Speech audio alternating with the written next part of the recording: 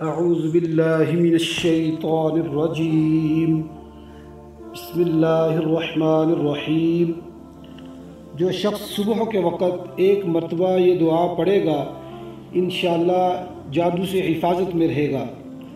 موطا امام مالک میں ہے، حضرت کعب احبار رحمۃ اللہ تعالی علیہ فرماتے ہیں، اگر میں یہ دعا نہ پڑھتا تو یہود مجھے جادو کے زور سے گدھا بنا دیتے۔ اور یہ دعا یہ ہے، اعوذ بوجہ اللہ العظیم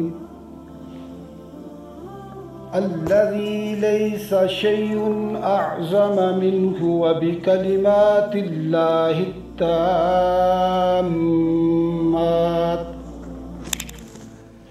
اللاتی لا یجاوزہن بر ولا فاجر وبأسماء اللہ